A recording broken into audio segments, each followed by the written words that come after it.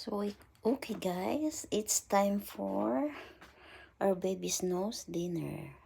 So, dito sa Amerika guys, ang mga aso hindi pinapabayaan kagaya dyan sa atin sa Pilipinas na yung kinakain yung mga tinik-tinik or mga tira-tira dito. Hindi pwede. So, ito yung pagkain ng aming aso. Ang pangalan ng aming aso ay si Snow. So, yan yung kinakain niya. Gulay, tsaka chicken.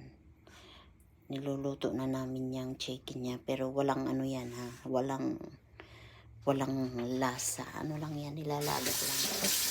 So yan yung kanyang dinner, 5:30 na ng gabi, so oras na ng kanyang dinner.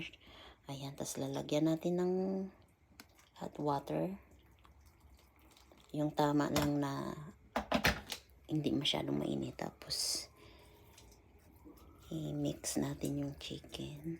Ayan. So, yung aming aso palayag guys ay isa siyang, ano ba, nakalimutan ko yung kanyang kung anong klaseng aso siya. Basta parang, hindi ko mabigkas kasi mahirap bigkasin. Basta tatlong klase mix yan siya. Dachshund, German Shepherd.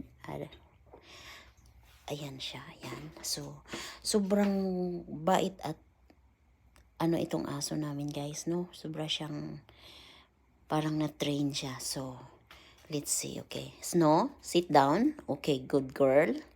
Good girl, Snow. Wait for mommy. Okay. Wait for mommy. Sit down. So, ayan guys. Hindi niya gagalawin yung kanyang pagkain hanggat hindi mo sinasabi sa kanya na kumain siya. So, ayan. Sit down. Good girl. Good girl, Snow. Yan lang yung maganda sa aso namin kasi hindi siya nagdudumi dito sa loob ng bahay.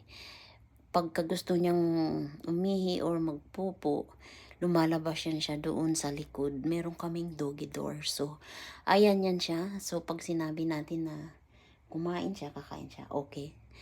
Look guys. Snow, eat. Oh, good girl, Snow. Yan, ganyan siya kabait. Mabait yung aso namin. Malinis. Alam nyo ba na katabi namin siya matulog sa gabi?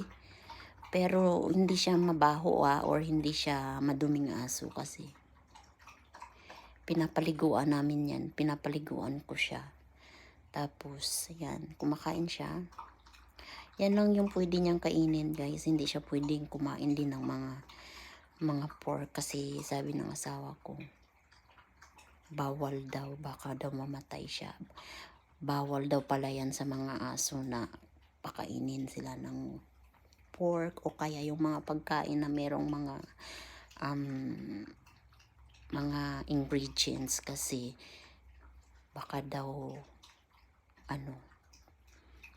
mamatay yung aso o magkasakit. So, ayan lang guys, hintayin natin matapos siyang kumain. Pagkatapos siyang kumain ay iinom siya ng tubig tapos lalabas siya na kung gusto niyang umihi or magpupo. So, ganyan ka talino yung aso na ito. Ayan, uubusin niya yung pagkain niya. So, yung pagkain pala ng aso namin is morning, yung kinakain niya ay dog food. Tapos, sa gabi, yung vegetable mix with chicken.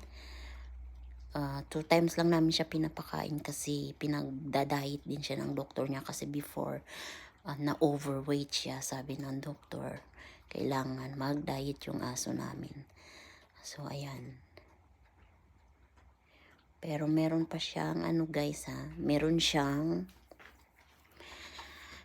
treats. Good girls, no? Eat your food. So, ayan. Dalawa lang kami dito sa bahay kasi yung asawa ko ay nasa trabaho pa. Ang oras dito ngayon ay, ayan. Ayan, 5:20. 5:25 or 5:30, 5:34 na ng gabi. Pero madilim na sa labas dahil winter dito ngayon sa Amerika, kaya parang mahaba yung gabi namin ngayon. Good girls, no? So, ayan guys.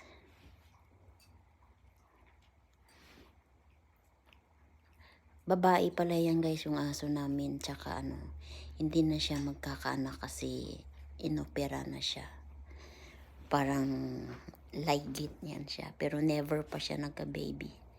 Ayaw kasi ng asawa ko na ano, na magkaanak siya at dumami. Kasi dito sa Amerika, bawal yung hindi mo aasikasuhin yung mga alaga mo. Kailangan alaga mo sila, ipapadoktor mo sila, ipapag-grooming mo sila, parang tao. Tsaka mahal na mahal ng asawa ko yan, aso na yan. Napamahal na rin sa akin. Siguro si Snow is 5 years old or 6 years old.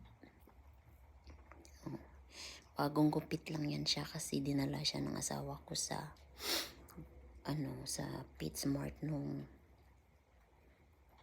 1 week ago. Good girls, no? Yan, saka malinis yung kinakainan niya, hinugasan.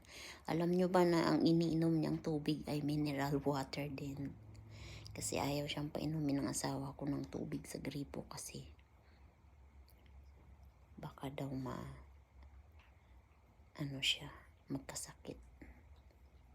So, tapos na siyang kumain. Ayan lang guys. Thank you for watching. Please like and subscribe to our YouTube channel. Bye-bye.